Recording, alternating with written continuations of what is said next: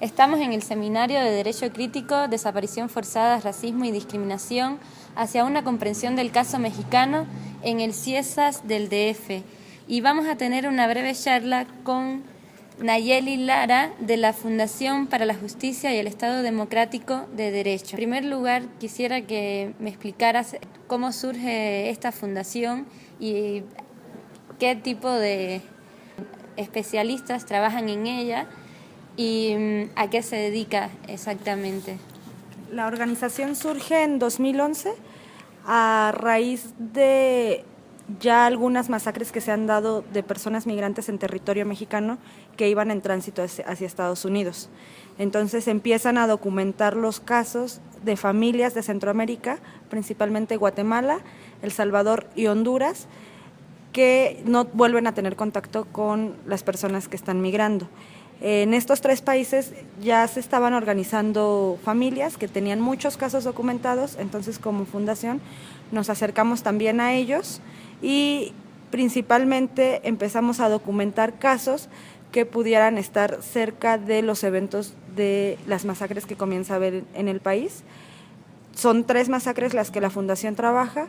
La primera de ellas sucede en agosto del 2010 en San Fernando, Tamaulipas, donde son halladas 72 personas migrantes, guatemaltecas, hondureñas, salvadoreñas, venía una persona de la India y también de Sudamérica, venían de Ecuador y de Brasil. La segunda masacre ocurre en 2011 en el mismo municipio de Tamaulipas, en San Fernando, donde son halladas 49 fosas clandestinas con 195 restos. Entre esos restos hay personas mexicanas que también estaban migrando hacia Estados Unidos y hay personas centroamericanas y hay personas que solo estaban de paso por ese municipio. Y la tercera masacre ocurre en Cadereyta, Nuevo León, en 2012, donde son halladas 49 personas y donde también se ha identificado que existen personas migrantes. El trabajo que hace la Fundación para la Justicia es acompañar y representar a familias de personas migrantes desaparecidas o ejecutadas en el caso de que hayan sido identificadas, y también estamos impulsando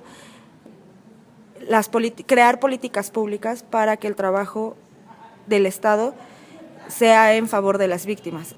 Se crea un esfuerzo, es la Comisión Forense, que la Comisión Forense es un esfuerzo entre el LEAF, el Equipo Argentino de Antropología Forense, con los peritos de la PGR, de la Procuraduría General de la República, y trabajan en la identificación de los restos de estas 3 masacres, de los restos y de la posterior notificación.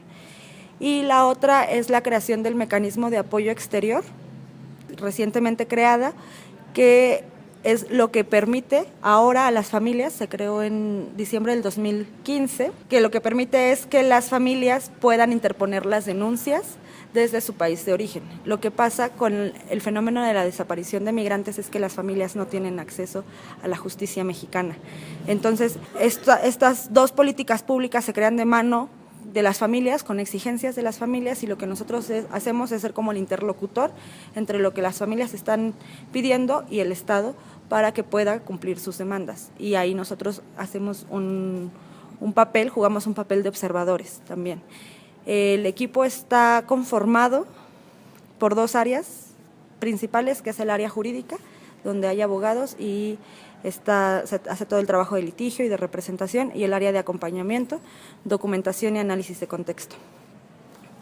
¿Cómo se establece el contacto entre los familiares de las víctimas y la fundación, o cómo la fundación contacta a los familiares? ¿Está abierta la fundación a otras personas que necesiten de su apoyo para más casos de desapariciones? En este momento ya podemos canalizar o hacer algún tipo de asesoría. Es muy grande, pues el equipo no es tan grande como la problemática.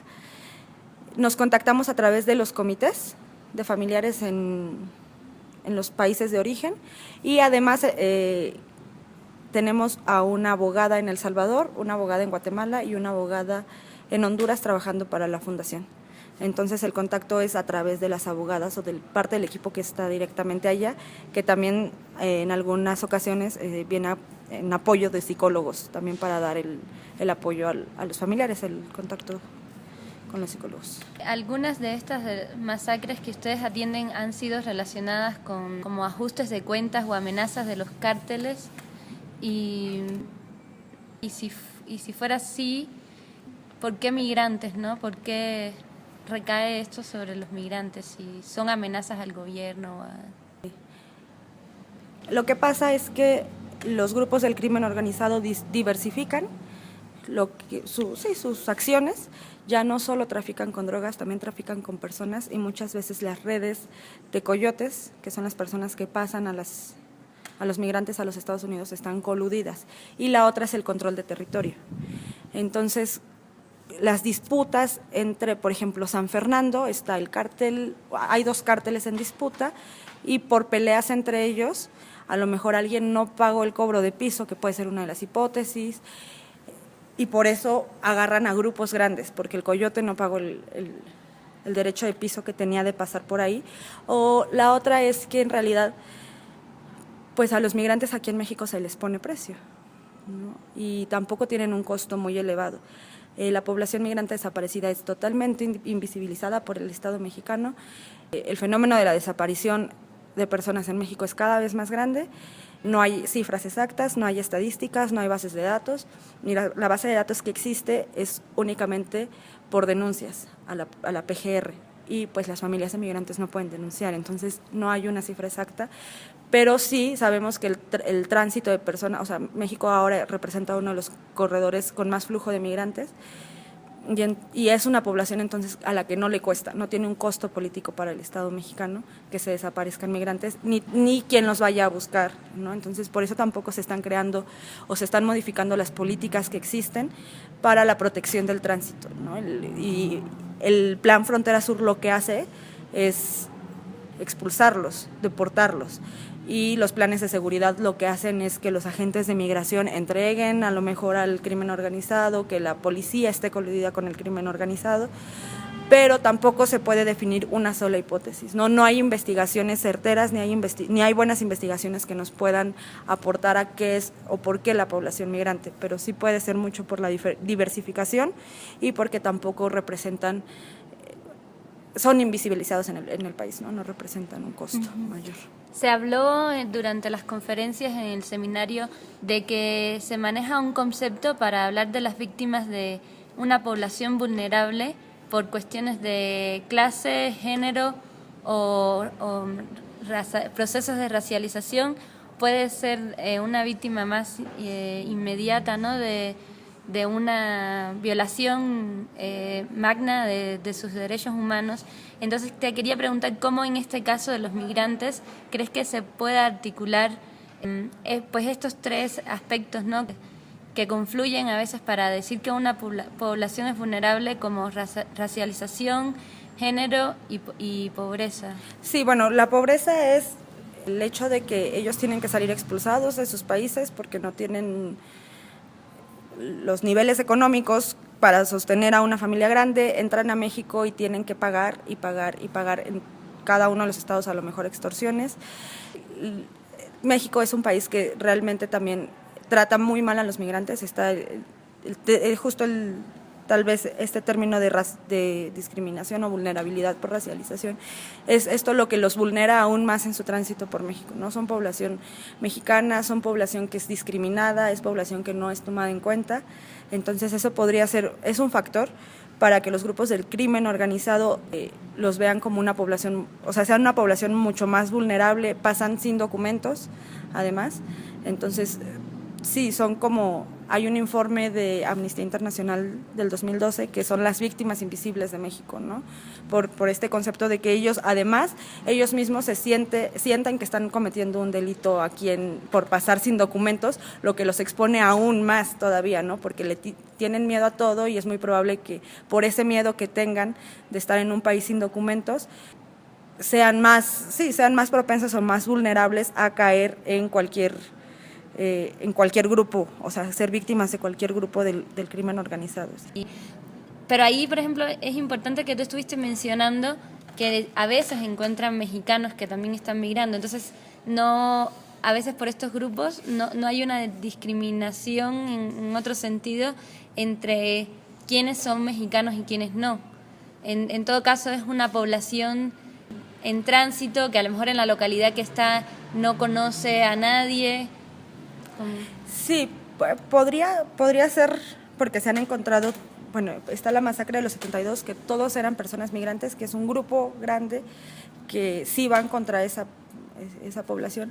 Y hay fenómenos que todavía no terminamos tal vez como de enmarcar en estos conceptos como organización de la sociedad civil, y que justamente es lo que nos llama a empezar a meter otras disciplinas para poder entender un fenómeno que además es con saña contra la población migrante. No es casualidad que sean 3 masacres en 3 años consecutivos y no haya absolutamente nada en donde se pueda hacer justicia para ellos, ¿no? La discriminación tal vez se puede ver o también para el acceso a la justicia en México. Aquí son las familias, si llegan, es distinto cuando las atienden, si son mexicanas, así no son mexicanas, ¿no? Y también la elaboración de políticas públicas invisibiliza totalmente este fenómeno que está siendo, o que intentamos que sea más visible, no está hecha para atender a las familias de los migrantes que han desaparecido y que encuentran sí estos elementos de discriminación o de vulnerabilidad ante las autoridades mexicanas, que a lo mejor ahí es un poco más probable. No tenemos construido todavía mucho estos conceptos dentro de los casos todavía. Hemos intentado hacer perfiles. Lo que nos ha pasado con los perfiles que hemos sacado de la documentación que tenemos es que es gente joven, en su mayoría hombres, en edad productiva, que va de los 18 a los 45 años, y gente que no sabe leer ni escribir. O sea, eso lo sabemos con las entrevistas que les hacemos a las familias, y que más o menos es el perfil general que hemos logrado visibilizar de los casos que nosotros tenemos documentados, ¿no? Pero también existe, y que son los casos de personas desaparecidas, porque está la población, la niñez, que ellos sufren más deportación tal vez, ¿no? O tampoco hemos trabajado mucho ahí en eso, pero la idea es poder abrirnos a otras disciplinas de la investigación y también a la academia, para que este fenómeno pueda ser entendido desde sus distintas áreas, distintas disciplinas, no solo dentro del derecho, no solo dentro de las ciencias sociales, sino que se pueda conjuntar todo para dar respuesta y además para poder atender de manera adecuada a las familias, ¿no? Muchas gracias, Nayeli Lara, de la Fundación de la Justicia y el Estado Democrático de Derecho, en el seminario del CIESAS DF. Muchas gracias.